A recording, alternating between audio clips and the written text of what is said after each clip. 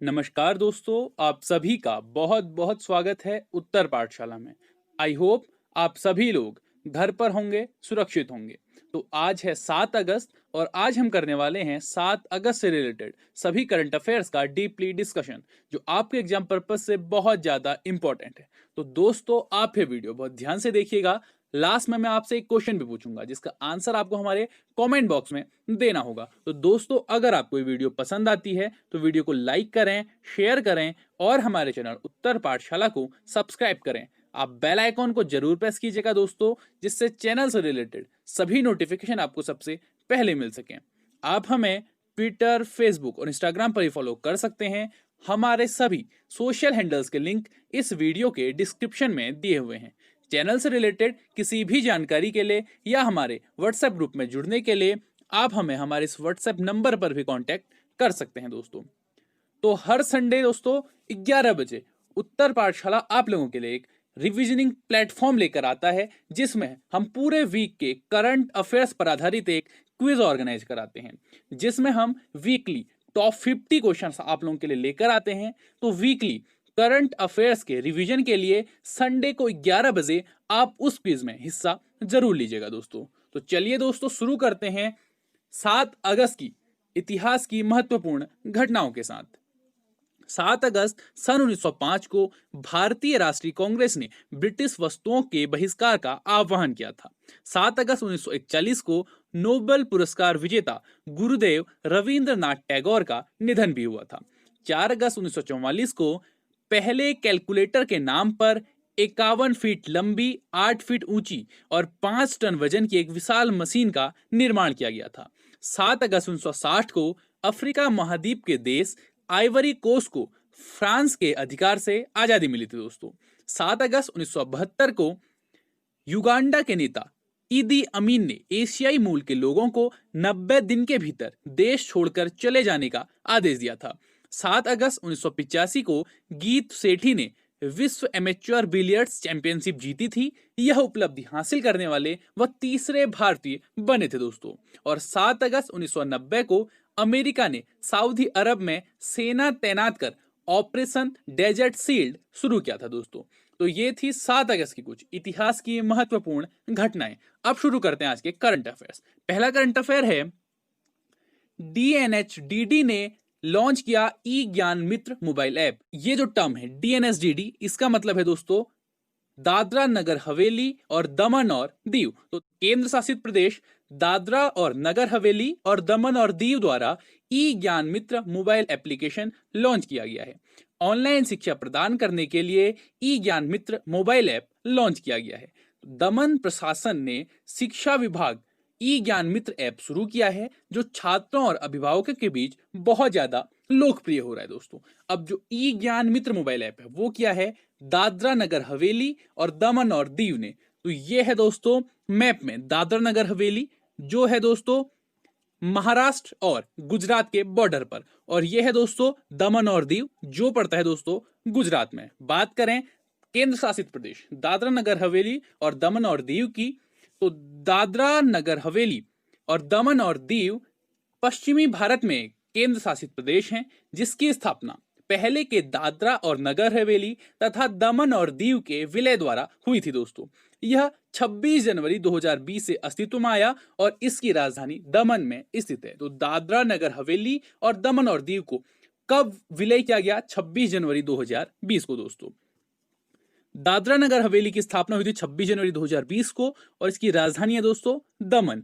और यहाँ की जो प्रशासक हैं, यहाँ के जो प्रशासक हैं वो हैं दोस्तों अभी प्रफुल्ल खोड़ा पटेल। कौन है दोस्तों? प्रफुल्ल खोड़ा पटेल। और यहाँ के संसदीय क्षेत्र से 2 लोकसभा के लिए सीटें हैं और हाई कोर्ट यहाँ का बंबई उच्च न्यायालय है दोस्तों। और यहाँ की जो आधिकारिक भाषाएं हैं वो हैं कोंकणी, गुजराती और हिंदी।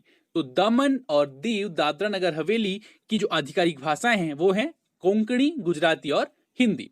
नेक्स्ट करंट अफेयर है, मिजोरम में थेंजोवाल गोल्फ रिजॉर्ट का वर्चुअल उद्घाटन किया गया है दोस्तों।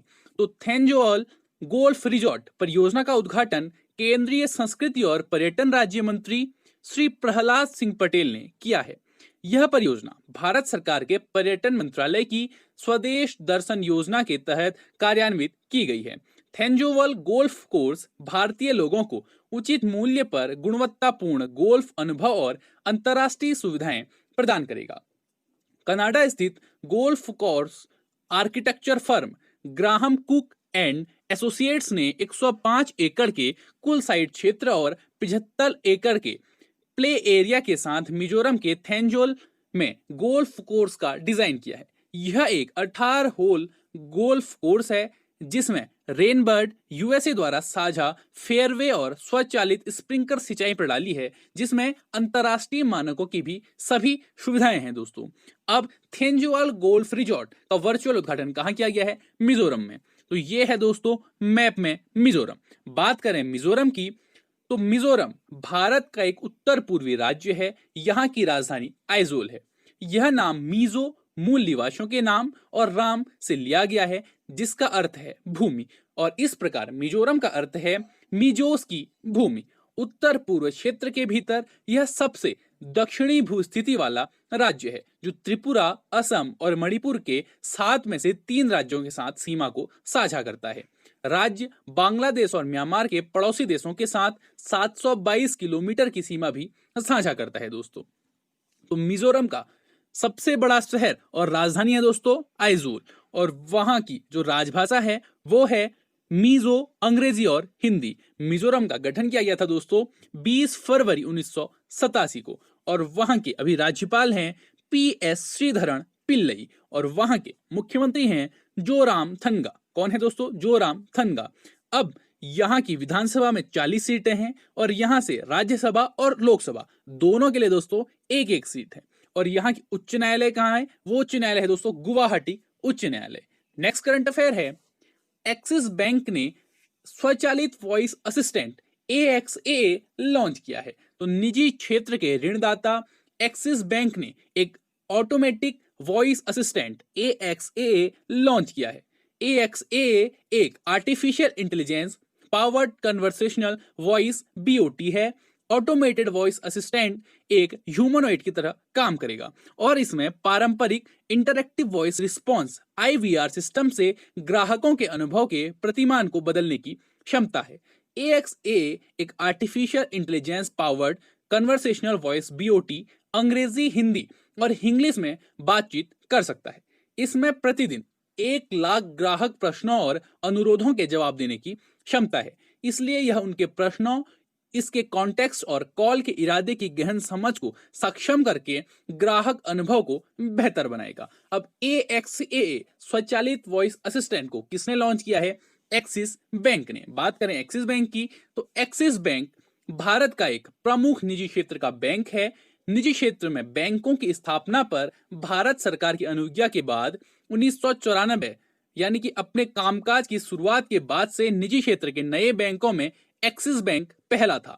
स्थापना के समय इस बैंक का नाम UTI बैंक था, जिसे बाद में बदलकर एक्सिस बैंक कर दिया गया था। दोस्तों, इस बैंक को भारतीय unit trust UTII, Bharatiya Jeevan बीमा निगम LIC और भारतीय सामान्य बीमा निगम GIC एवं सार्वजनिक उपक्रम की 4 बीमा कंपनियों अर्थात national insurance company limited, the new India insurance company limited, the oriental insurance company limited और united India insurance company limited ने संयुक्त रूप से प्रोन्नत किया है। दोस्तों, एक्सिस बैंक की स्थापना हुई थी दोस्तों सन 1993 में, यानी कि आज से 27 साल पहले, और इसका हेडक्वार्टर है दोस्तों मुंबई, महाराष्ट्र में।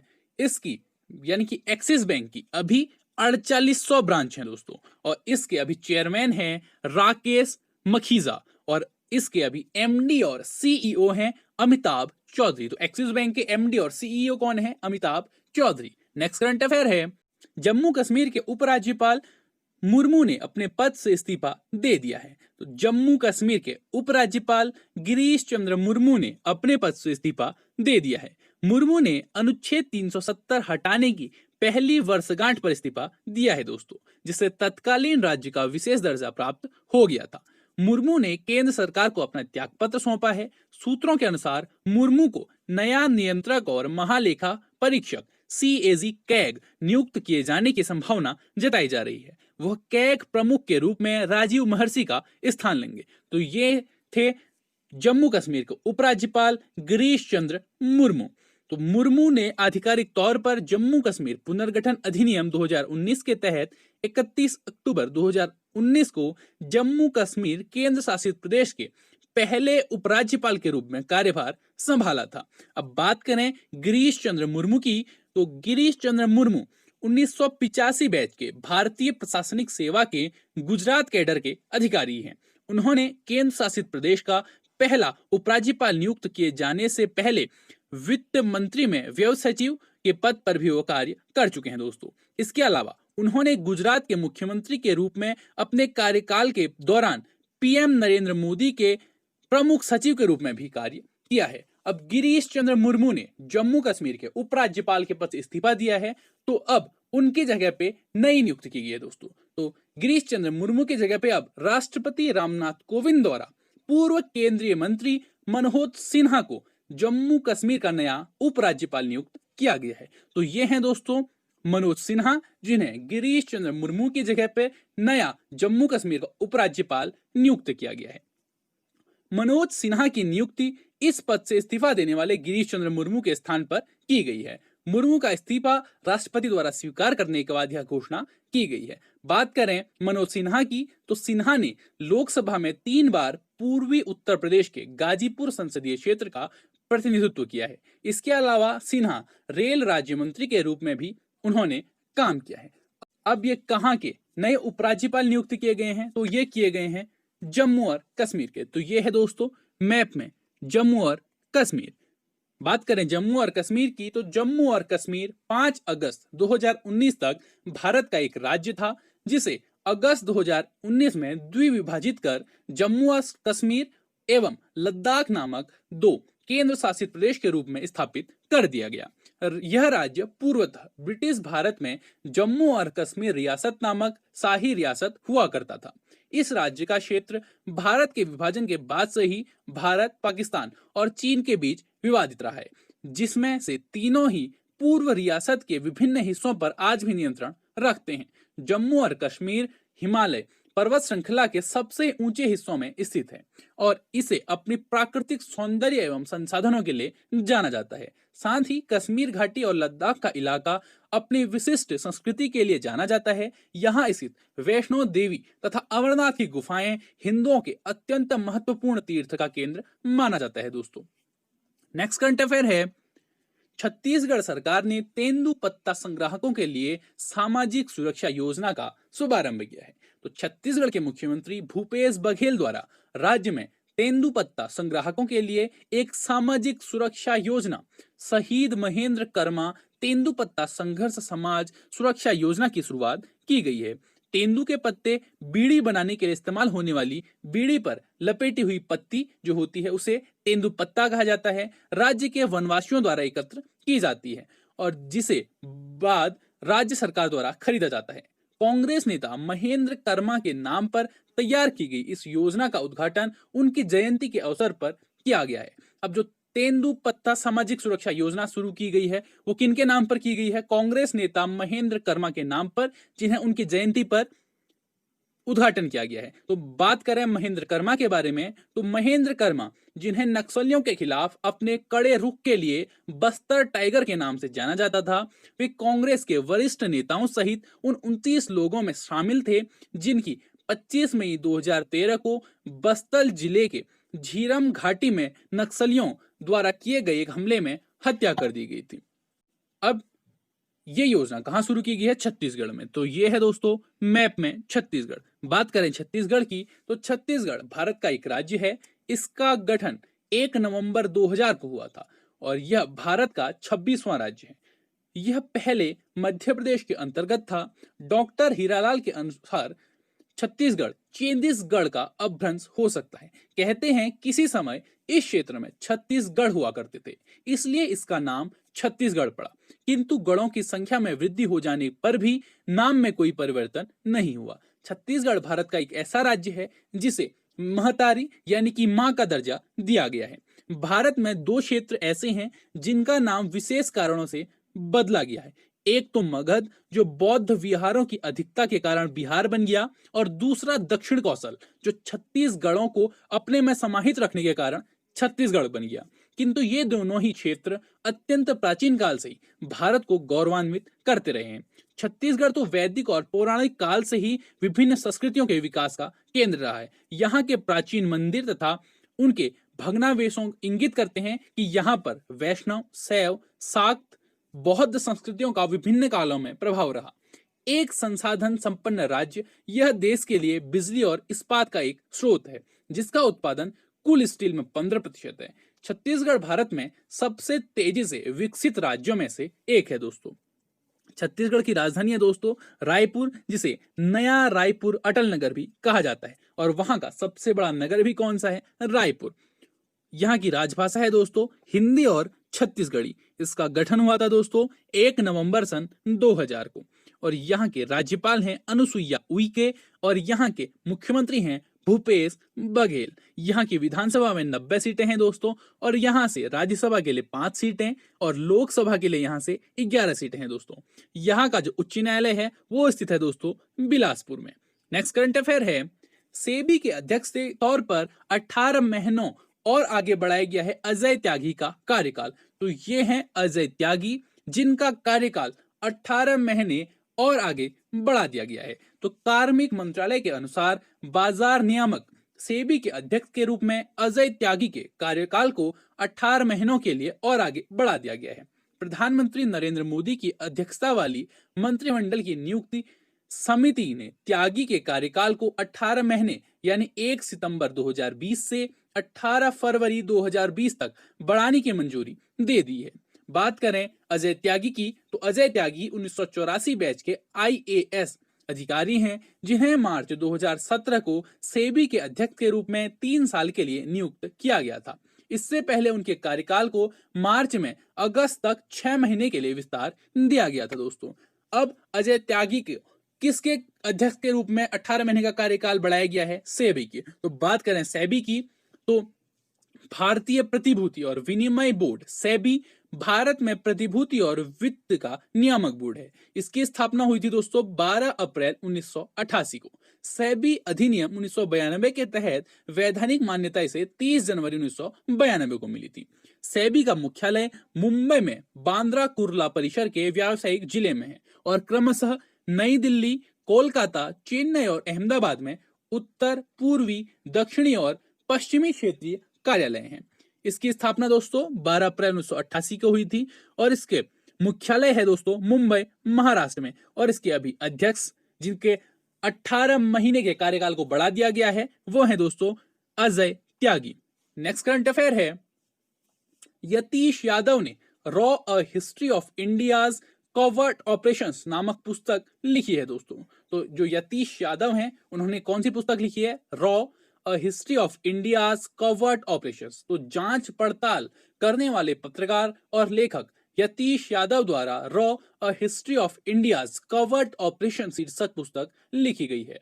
इस नई किताब में भारत की जासूसी agency research and analysis wing raw द्वारा किए गए वीरतापूर्ण कार्य संचालन की एक झलक मिलेगी, जिसमें बताया गया है कि किस तरह जासूसी कम्युनिटी में ग्रे दीवारों के पीछे वास्तव में कैसे ऑपरेशंस को अंजाम दिया जाता है। बात करें पुस्तक के बारे में, तो इस पुस्तक में वास्तविक जासूसों के बारे में विस्तृत जानकारी दी गई है, जिसमें उनके जीवन के अज्ञात पहलुओं, आघात और प्रलोभन, विजय और उनमें प्रत्येक मिशन इम्पॉसिबल के निष्पादन में असफलताओं का कारण का भी जिक्र किया गया है। यह पुस्तक एक गहन अंतर्दृष्टि प्रदान करती है और बताती है कि अपरिवर्तित क्षेत्र में गुप्त संचालन कैसे किया जाता है, वास्तविकता को दिखाने के लिए उसे कैसे बुना जाता है। ये सब raw a history of India's covert operation जो यतीश यादव ने लिखी है, उस बुक में बताया गया है दोस्तों।